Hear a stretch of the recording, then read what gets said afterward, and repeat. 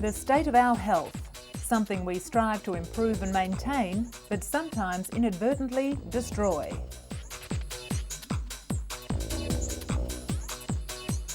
Universally, it's vitally important. The Germans have a universal word for it. Gesundheit. In this edition, doggy delicacies. Are they inhumane and unnecessary, or just what the doctor ordered? Dog meat is prized in many parts of the world for its taste and health properties, but is it really a cut above the rest? British scientists have made a discovery that could help cure drug-resistant tumours. By switching off the body's natural defences to chemotherapy, they can ensure that optimum levels of the life-saving drugs are reaching the targeted areas. Over the past 12 years, Red Cross doctor Alberto Cairo has earned the nickname Mother Teresa of Kabul. During that time, he's seen 5 governments, survived 2 civil wars, and helped countless landmine victims to rebuild their lives. And the underwater exercise bike that dramatically reduces rehabilitation time, according to its German inventor. The secret lies in exercising in a weightless environment while the water reduces swelling at the same time.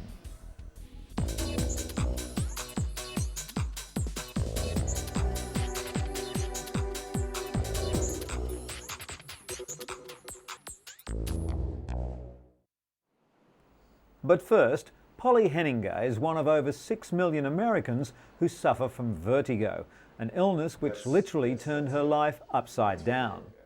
At Johns Hopkins Medical Center in Baltimore, doctors diagnosed Henninger with Meniere's disease, a disorder caused by a buildup of fluid in the inner ear. Often during an attack, a patient's eyes will beat back and forth. These glasses help doctors detect that beating, known clinically as nystagmus. Polly then got an antibiotic injection in her inner ear to deaden the nerves.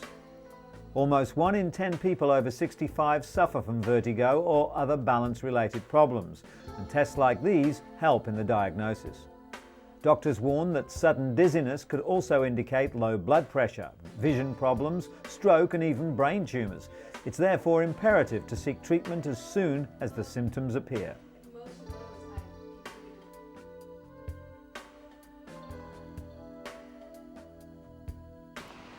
54-year-old Jean Carfora went deaf over a year ago. Suddenly there was silence when only days earlier she could hear a pin drop. The boy fell from the window. But thanks to a new method that mimics how ears hear in tandem, Jean will now rely less on lip reading and more on her hearing. The boy fell from a window. Close. The boy fell from the window. Surgically placed in the inner ear, a beeper-like device sends impulses to stimulate the auditory nerve so Jean can decipher sound. These cochlear implants aren't new, but tuning them to each other is.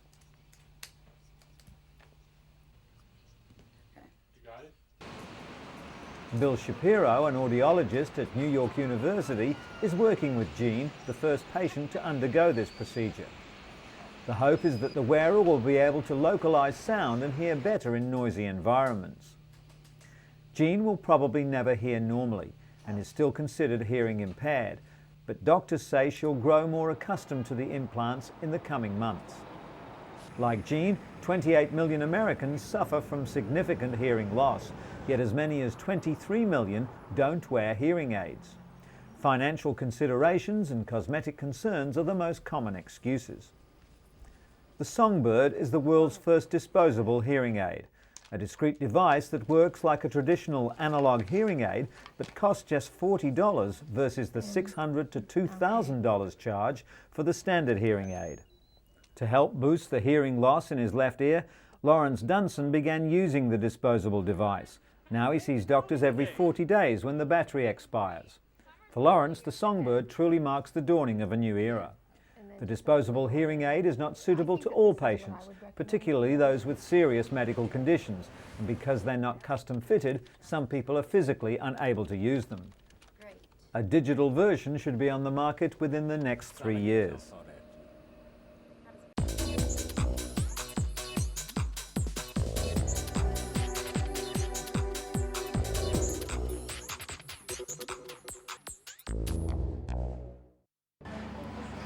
Ostrich is making its culinary debut in Chile, and the lean cuisine is becoming quite the rave at upscale eateries.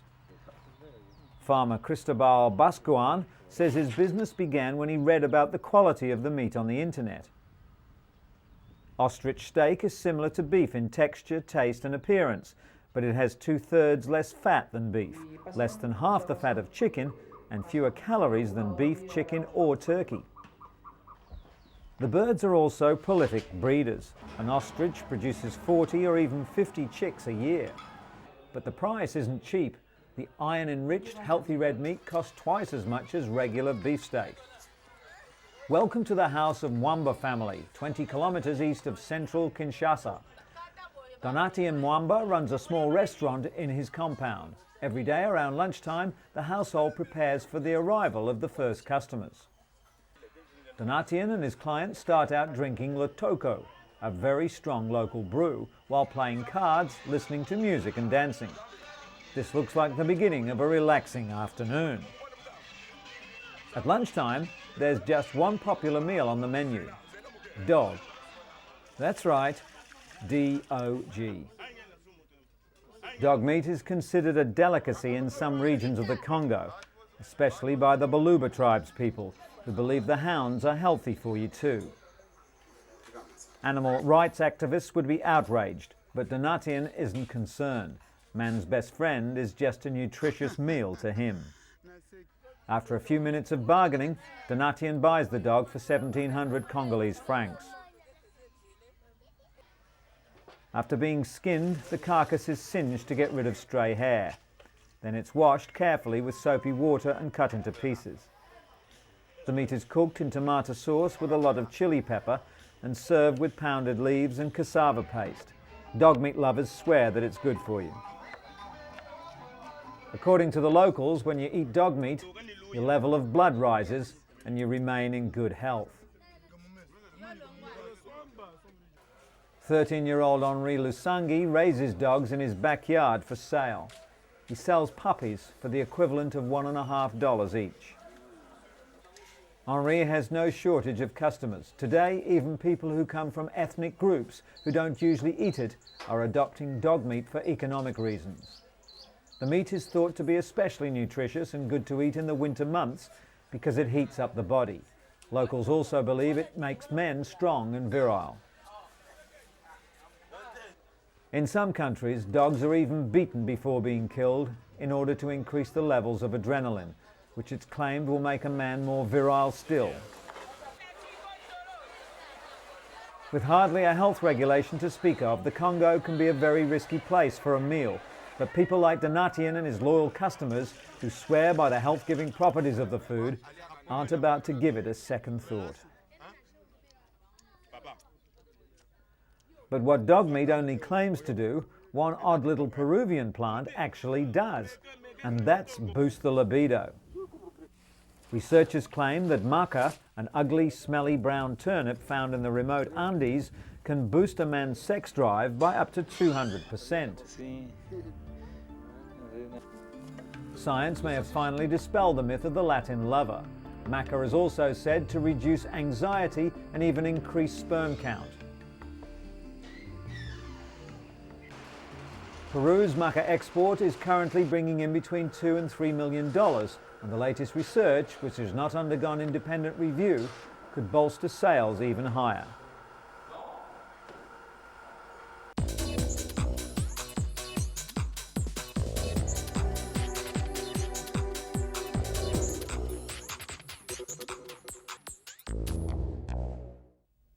Researchers at Boston's Children's Hospital believe they've discovered a new kind of cancer. Pathologists Sarah Vargas and Christopher French found a chromosomal swap in the cells of the tumour that makes this cancer unique. Researchers say this chromosomal translocation makes the cancer cells extremely aggressive. The disease has been documented in only 6 patients around the world. It started out with a simple sore throat for 13-year-old Isabella Calder, but nothing helped.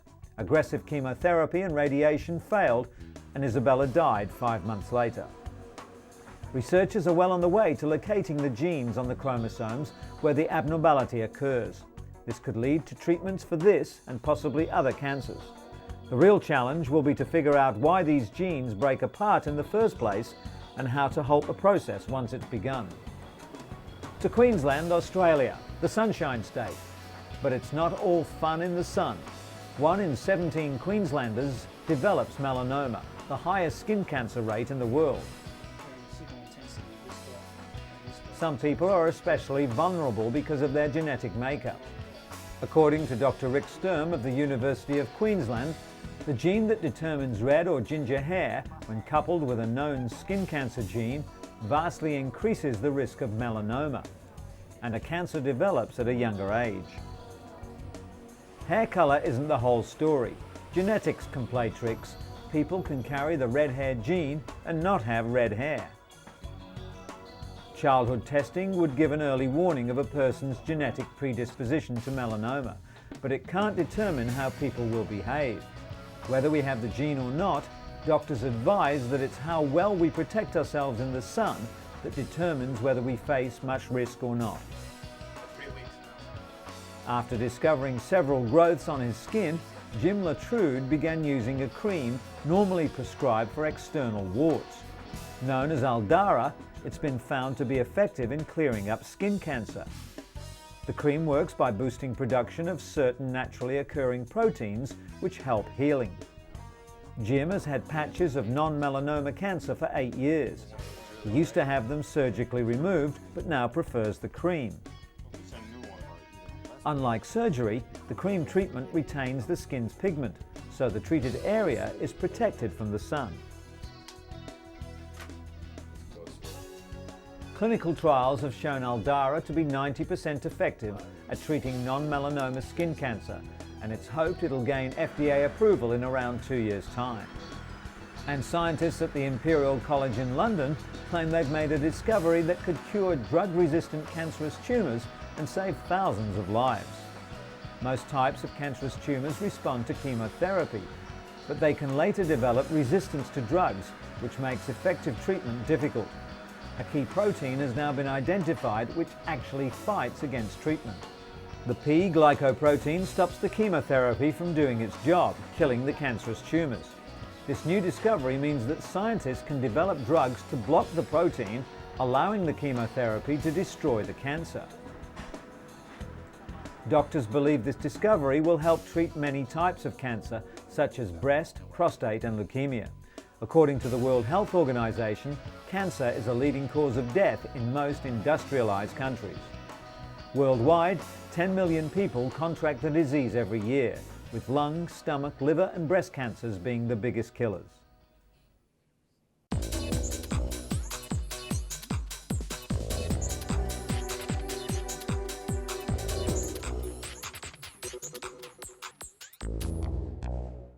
Afghanistan has more landmines than any other country in the world. It's estimated that up to 8 million of the deadly weapons still lie in wait. The US campaign to rout out the Taliban inadvertently forced thousands of refugees to flee their villages, often straight into minefields. As a result, the number of injuries and deaths suddenly skyrocketed. A visit to an orthopedic centre in Kabul illustrates the human cost of 23 years of war in one of the world's poorest nations. In just the past 12 years in Afghanistan, Alberto Cairo has seen 5 governments survive 2 civil wars and helped countless people disabled by landmines and rockets to build their lives. Through the bloody warlord era after the Soviet withdrawal and the austere years of Taliban rule, the flamboyant Italian has worked as head of the International Committee of the Red Cross Orthopedic Project, earning the name Mother Teresa of Kabul. His centre treats around 300 invalids a day, 80% of them landmine victims, and often treatment, training and counselling to help them reintegrate into society. Cairo and his staff encourage their patients to learn to walk again with prostheses and go on with their lives, not to think that their lives are over, as so many do. Before the bombing, around 90 people a month were killed or maimed by landmines. The number now stands at over 550. Half the victims die before reaching what few medical facilities still exist, so in reality, these patients are the lucky ones. Since it began in Kabul in 1988, the International Committee of the Red Cross Orthopedic Project has also opened centres in Herat, Mazar-e-Sharif, Jalalabad, Gulbahar and Faizabad.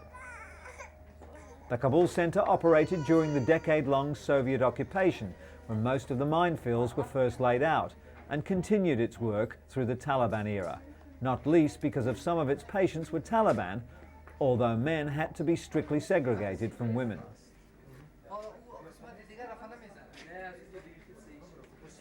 As well as manufacturing and fitting prosthetic limbs, the centre provides jobs in its workshops and rehabilitation rooms to disabled people. According to Cairo, himself a former lawyer from Turin who retrained as a physiotherapist to join the Red Cross project, the centre only employs disabled people as a form of positive discrimination. He believes it shows everyone that disabled people can work as well as their able-bodied countrymen and women. The Taliban eventually forced Cairo to leave Kabul a few days after the September 11th attacks on the United States, but he was back by the end of November, a few days after the Taliban fell. Cairo breathed a sigh of relief when a new interim government under Hamid Karzai was sworn in soon after that, with a mandate to rebuild the nation with a massive injection of international aid. The World Bank recently estimated that Afghanistan needed at least $9 billion to rebuild its economy and basic infrastructure.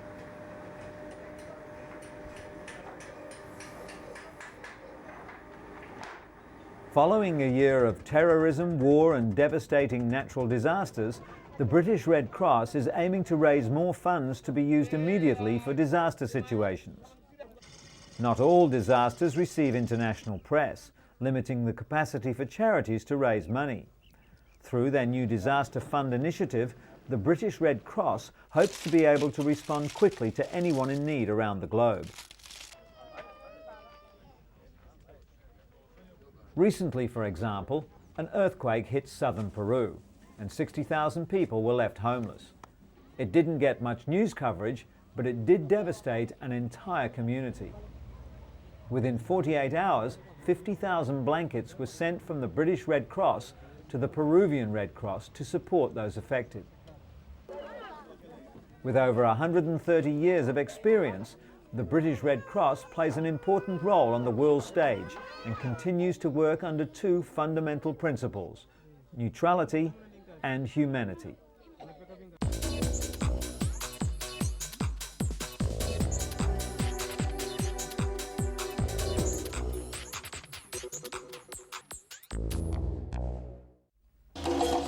African dance coupled with step aerobics is helping Deborah Bono's students dance their way to health and fitness. Her husband Gene provides the beat for the class.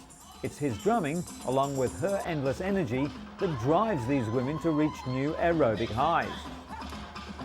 Bono started teaching the class about 5 years ago, when a client asked her to come up with something a little different. She used a dance background to design Afro-Caribbean step.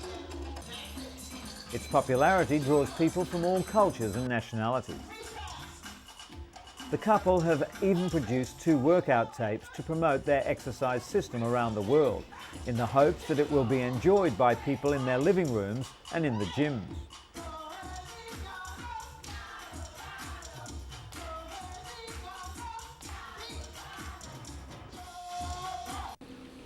Speaking of gyms, a German doctor had borrowed some exercise equipment and modified it to treat injuries and other physical disorders. The underwater bicycle dramatically reduces rehabilitation time for patients with leg injuries. Martin Hartkop is one of Dr. Van Katten's patients.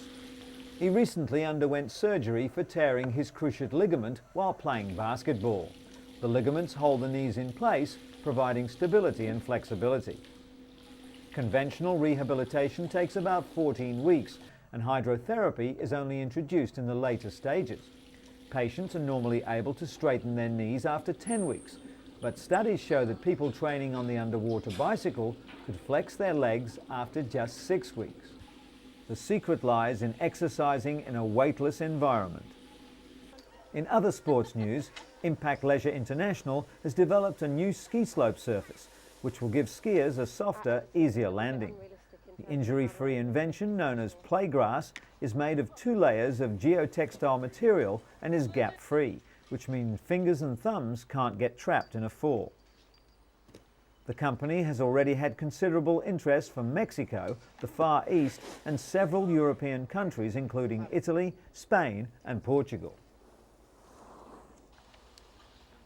Those who've already tried the new slopes claim the surface offers more turning ability and is even more slippery than normal skiing, but without the bruising.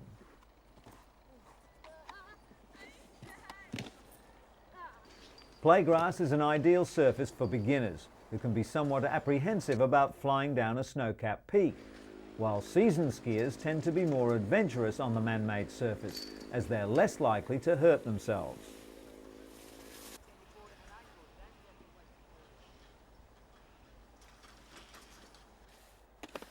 The company has had particular interest from America, where personal injury concerns have until now stopped the development of the dry ski slope industry.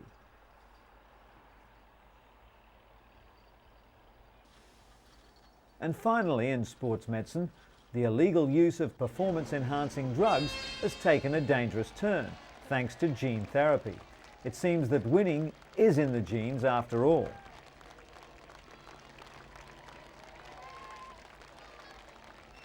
Scientists at University College London studying cardiovascular genetics have identified the first 7 genes associated with human performance.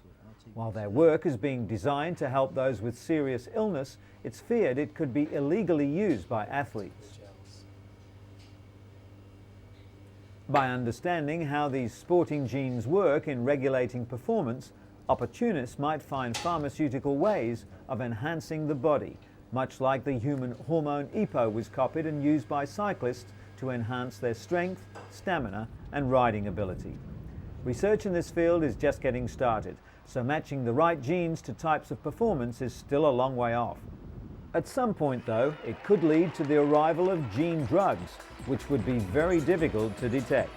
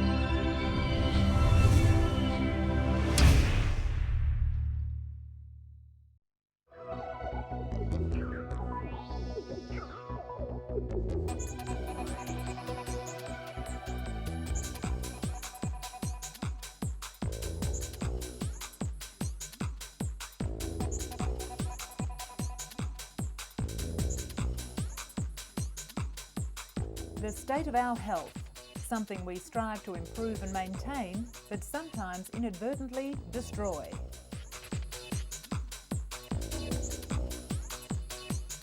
Universally, it's vitally important. The Germans have a universal word for it. Gesundheit. In today's edition, the future has arrived at a hospital in Mexico City, where surgeons have teamed up with Zeus, a surgical robot, to remove abdominal tumours with minimal invasion and exceptional precision. Russian President Vladimir Putin has called on his countrymen and women to take up sport and cast off the nation's image as unhealthy drunkards who are dying well before their time. 35 years ago, in a quiet suburb of London, the modern hospice movement was born. St Christopher's Hospice is still at the centre of the movement, setting the pace in research into pain and innovative ways of helping the terminally ill and the bereaved. And a recent study conducted on 2,000 women showed that those over 24 with no history of heart problems were at a slightly higher risk of having a heart attack if they were on oral contraceptives.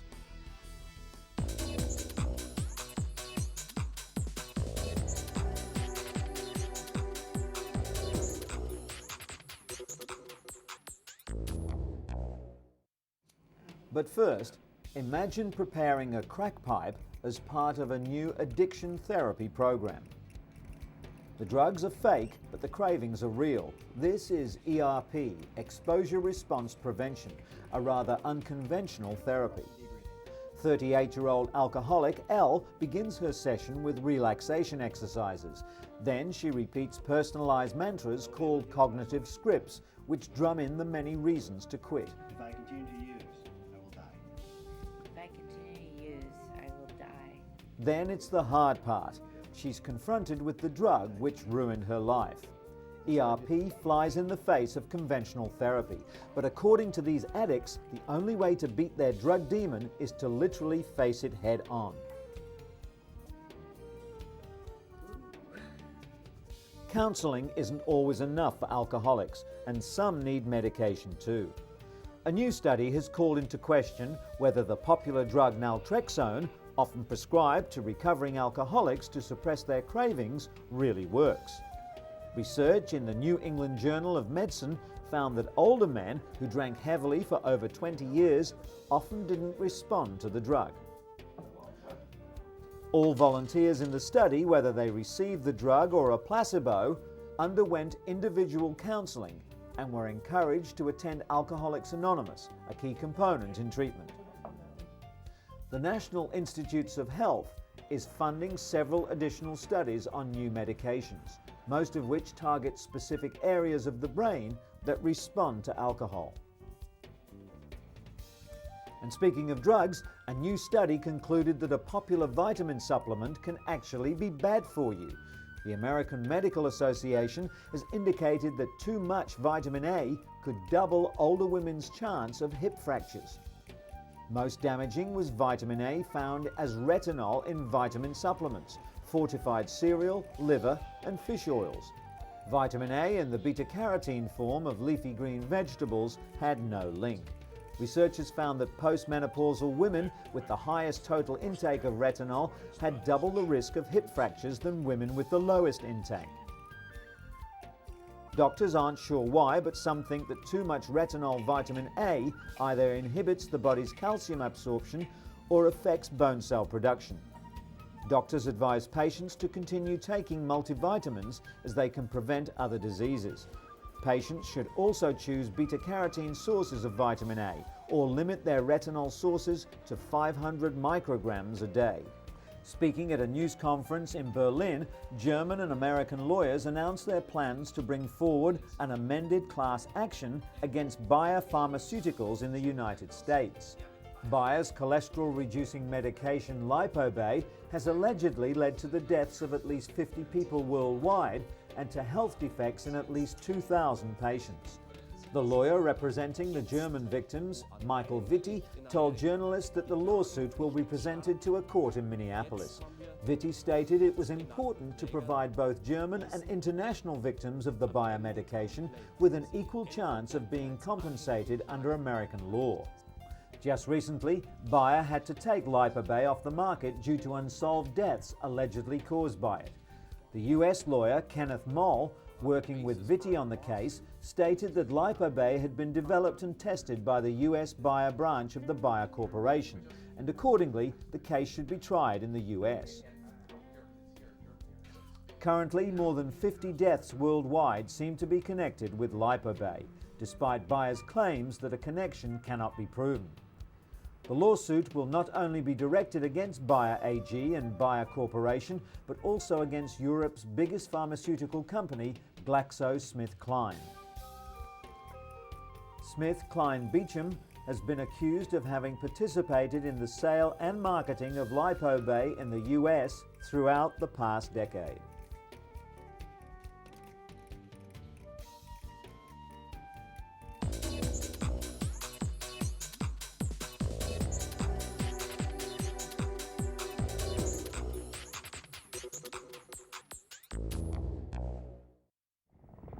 Tula Westlake is having the time of her life on a 5-star vacation viewing animals in the African bush. But her trip is more than just relaxation. She's one of the growing number of scalpel safari tourists coming to South Africa for a nip and tuck, and then recuperating while on safari. A few days earlier, she went under the knife in a Johannesburg clinic. During 5 hours of surgery, she had a breast lift and enlargement, plus a tummy tuck and liposuction. Tula was thrilled with the results and felt she got value for money.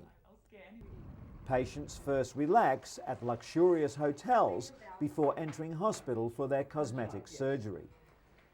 During this procedure, an inch of skin was removed from either side of the face and the muscles were pulled back.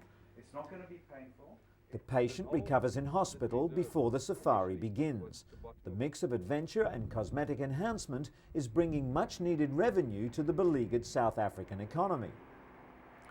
And the future has arrived for those who can afford it at a Mexico City hospital, where Zeus, a surgical robot, can remove abdominal tumours with surgeons operating at long distance and with minimum invasion. Zeus became operable in Mexico City last September and is the same robot used in the first ever long-distance surgery in which a doctor in New York removed the spleen of a patient in Strasbourg, France, some 6,000 miles away. Zeus and 3 other new devices make up a family of robots used in minimally invasive surgeries. With high-precision instruments, doctors work through 5 to 10 millimeter incisions instead of fully exposed abdomens. Popular wisdom advises against starting anything at midpoint, but surgery starting at the navel makes it easier to introduce a camera to the abdomen.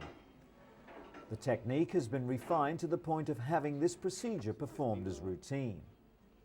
Sitting at a chair in front of the controls, surgeons maneuver the robotic arms to remove damaged tissue, suture the cut and return the stomach to its proper position.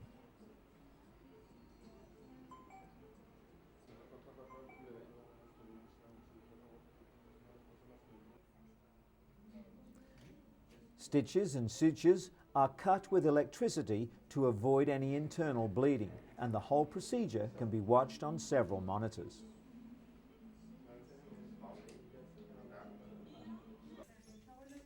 Surgery concludes successfully, while 30 similar procedures are pending approval all around the world. And our surgical rounds end today with a tall order from a short woman. We're at the Sinai Hospital in Baltimore, Maryland, where internationally known surgeons Dr. Paley and Dr. Herzenberg will perform a limb-lengthening procedure on 20-year-old Meredith Jones. Meredith suffers from achondroplasia, or dwarfism, and stands 127 centimetres tall, but over the next 3 years she hopes to grow 25.4 centimetres taller. During the procedure, Paley will place 3 screws into Jones's humerus bone. To aid in the procedure, doctors will rely on imaging technology to show them the exact placement of the screw.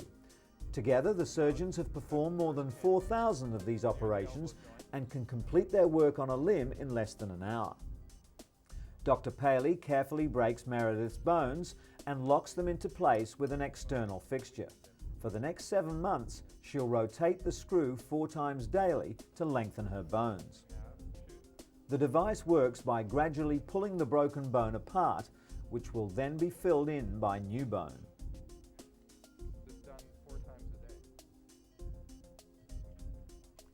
The stark contrast between these 2 young women, a former patient who's completed the 3-year limb lengthening process and another patient just beginning the procedure, shows the dramatic results of this cutting-edge surgery.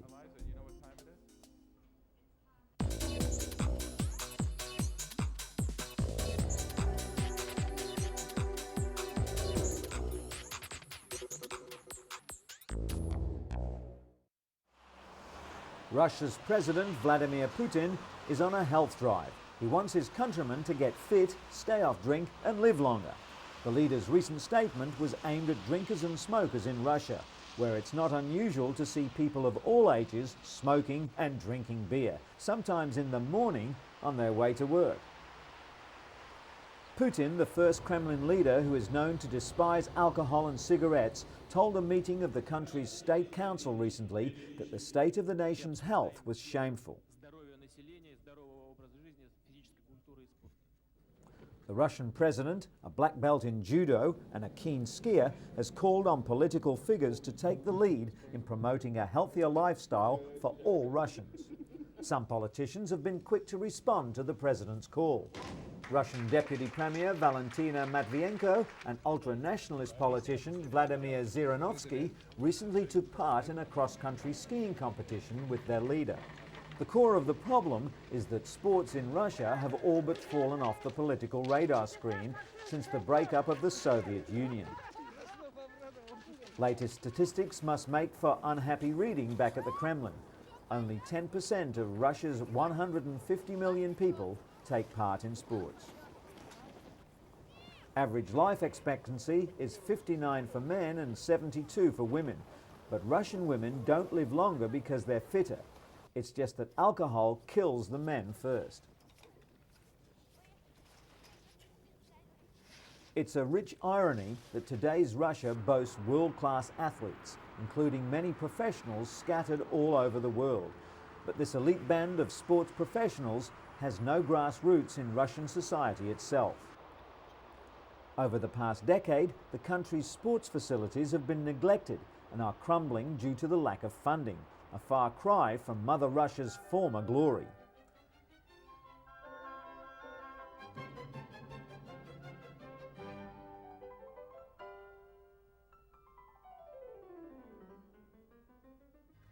Today, a small but growing middle class is pumping iron. They clearly think that a fitness club membership is money well spent. At this expensive Moscow health club, members believe they're adding at least an extra 5 to 10 years to their lives.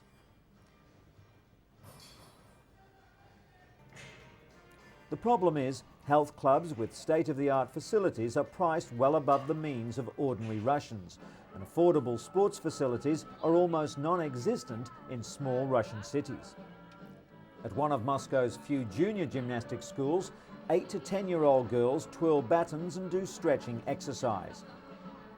It's a Soviet-era sports facility, but the best that the parents of these children can afford. Putin has called on Russian businesses to help fund cheaper and more widely accessible sporting facilities. The nation's health has now become a matter of public policy. Whether Putin will win the contest to stop the rot still remains to be seen. But with state funding all but dried up, many locals don't believe that businesses alone could do enough. As the Russians have discovered, where you live could have a profound impact on your health. The New England Medical Journal found that study participants who developed cardiovascular disease were more likely to live in disadvantaged neighborhoods. Whites living in such neighborhoods were found to have a 70 to 90% higher risk of coronary disease, while blacks had a 30 to 50% greater risk. Factors that contribute to illness include the lack of public spaces and recreational facilities, increased tobacco advertising, and the unavailability of healthy foods. Researchers also believe that exposure to noise, violence, and poverty can contribute as well.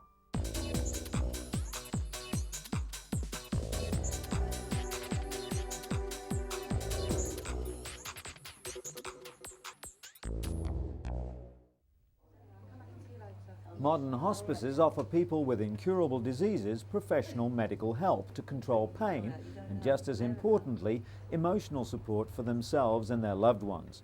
But it wasn't always like this. In the 1940s, patients and their families were often distressed by a hospital system which wasn't set up to care for the terminally ill. Working as a nurse back then, Dame Cicely Saunders found little help available for patients with terminal illness. She decided to devote her life to improving care for the dying.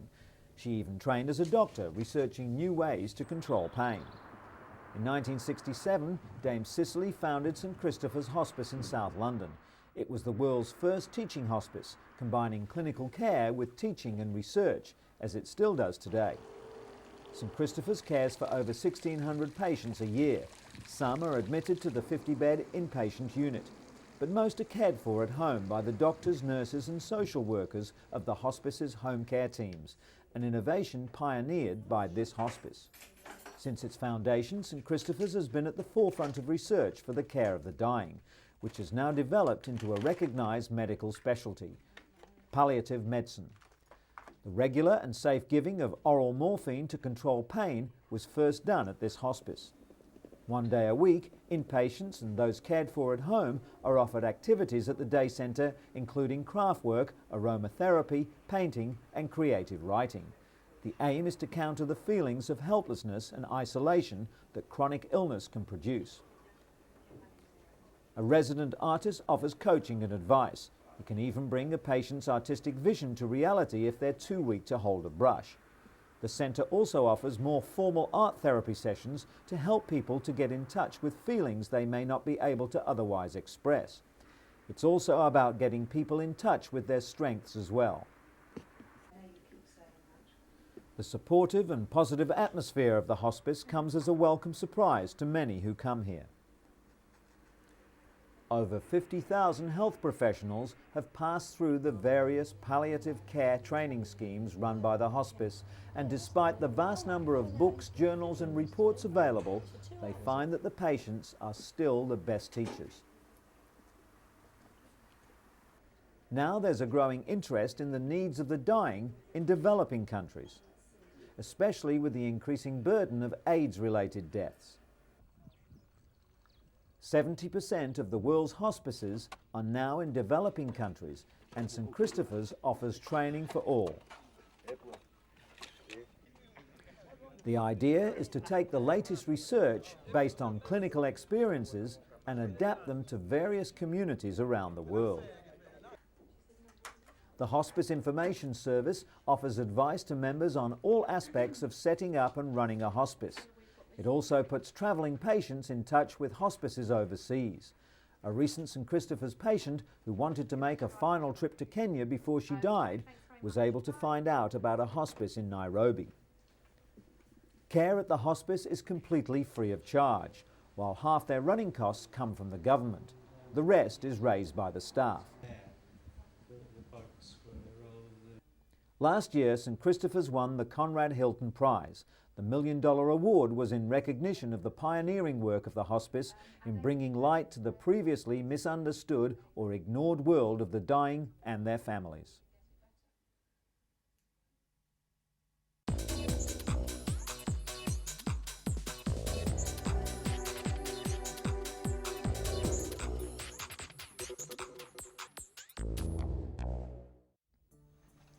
Each year, more than 220,000 people die of sudden death in the United States due to cardiac arrest. Death occurs from an abrupt loss of the heart's ability to pump.